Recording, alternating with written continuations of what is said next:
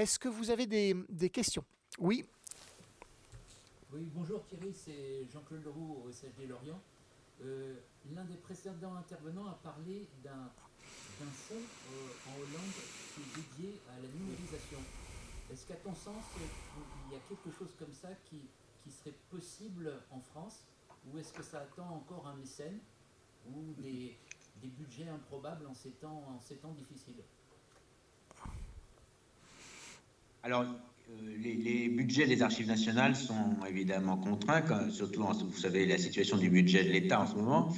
C'est d'ailleurs la raison pour laquelle, entre Casto dont je viens de parler, on est pour parler avec les Australiens pour un financement à 50-50.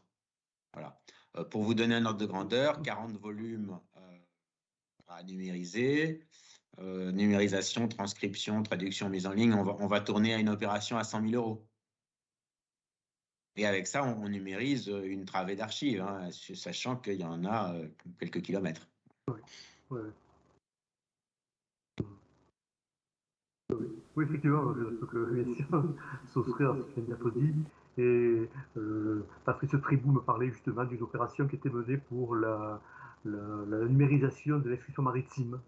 Donc ça signifie à peu près 1 million de pages au minimum à saisir. Et il y aurait une convention avec Mormon, vous êtes mieux au courant peut-être que moi.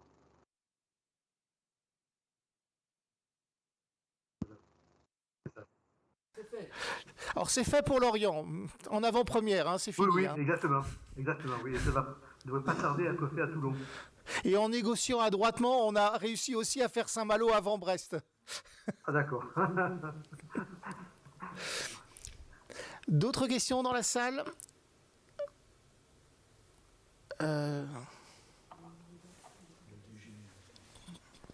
Alors, s'il y a des questions en distanciel, prenez la parole, hein, prenez votre micro. C'est plus facile de vous entendre en distanciel finalement.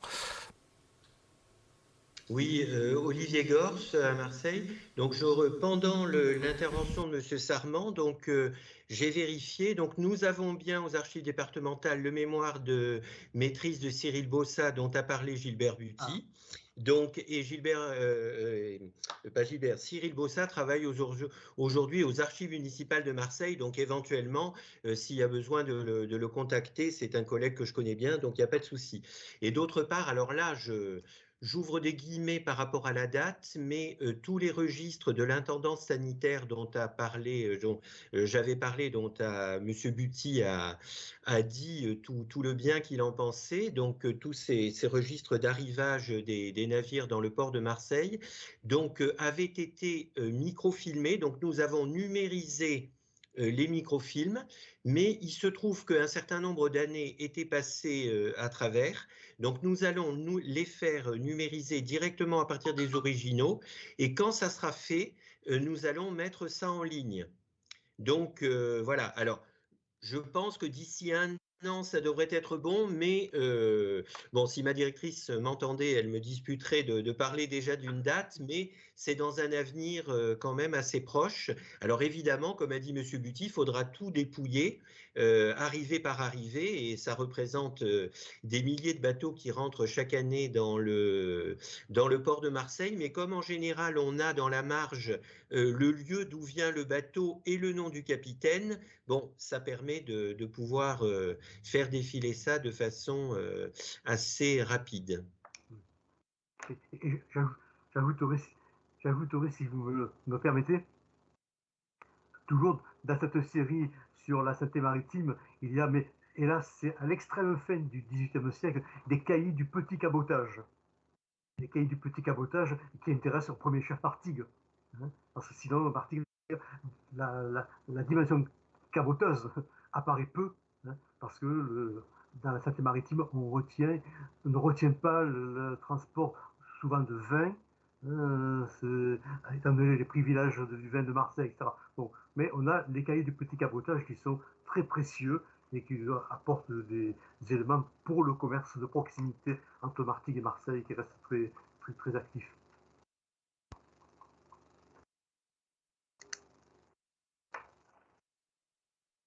Matricule, il a dans une case réservée aux revues, qui étaient des revues annuelles ou bisannuelles, qui étaient faites par les officiers de l'amirauté, qui se déplaçaient dans la paroisse pour interroger sur la présence ou pas de certains marins.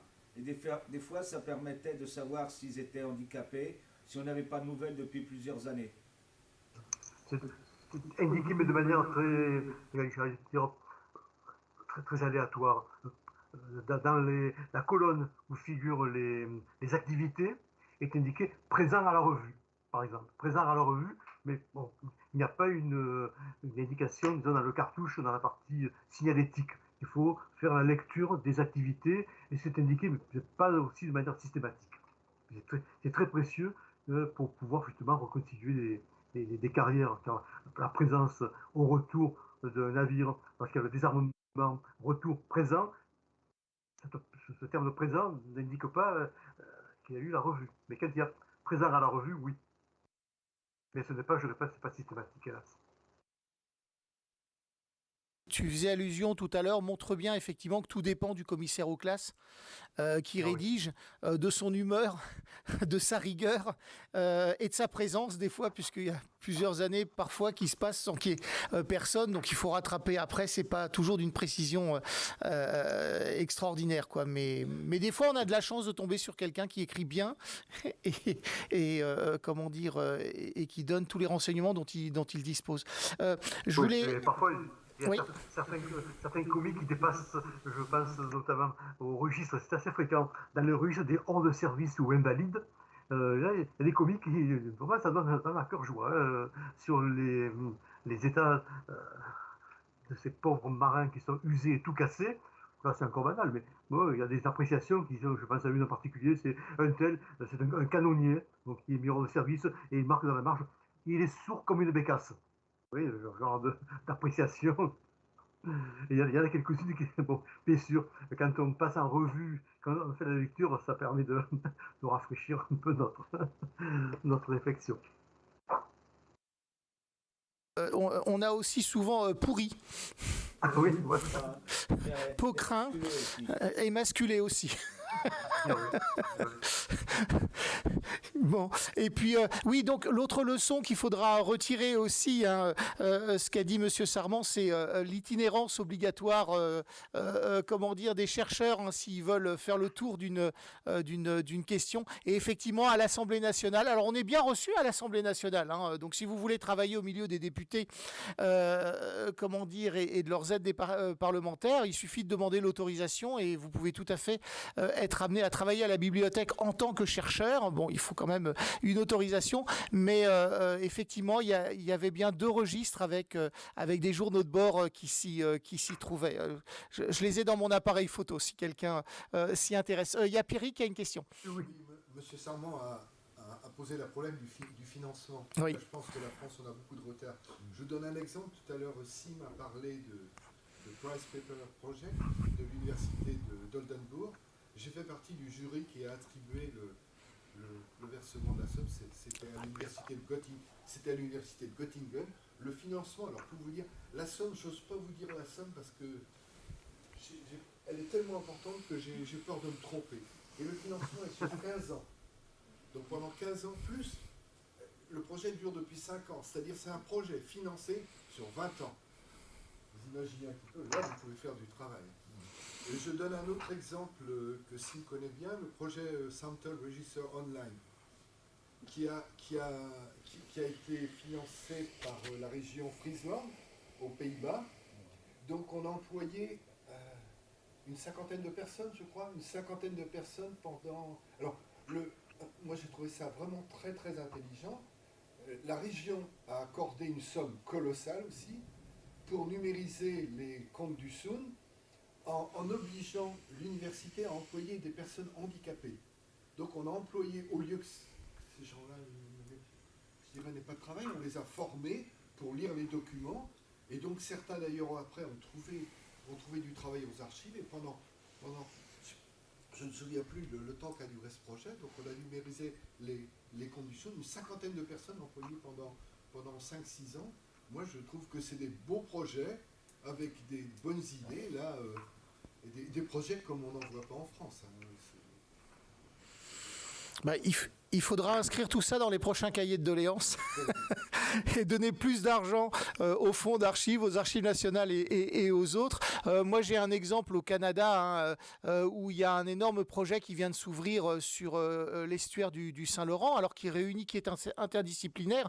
Donc, il est certain que les sciences dures, évidemment, vont se tailler la part du lion. Mais enfin, toutes les miettes qui tombent sont conséquentes, quoi qu'il arrive. Et donc, c'est un projet qui doit porter sur 4 ou 5 millions de dollars canadiens. Donc à 0,75, faites le compte, il y a effectivement de quoi travailler pour les historiens. Mais bon. Mais ce bien, on parlera des Mormons cet après-midi. Finalement, l'obligation aussi de faire appel à l'extérieur, de passer des accords, c'est peut-être aussi l'avenir finalement. Et puis, je pense aussi au monde des entreprises qui peuvent être de généreux donateurs. Il ne faut pas... Oui. Oui, alors... parle fort. Je voulais parler donc de l'exemple des Pays-Bas. Je sais que les armateurs interviennent assez largement pour financer la recherche aux Pays-Bas. Oui. Bon, il va falloir débaucher les nôtres. Il n'y en a pas beaucoup. Surtout qu'il n'y a plus d'armateurs. Voilà. Est-ce que vous avez d'autres questions ?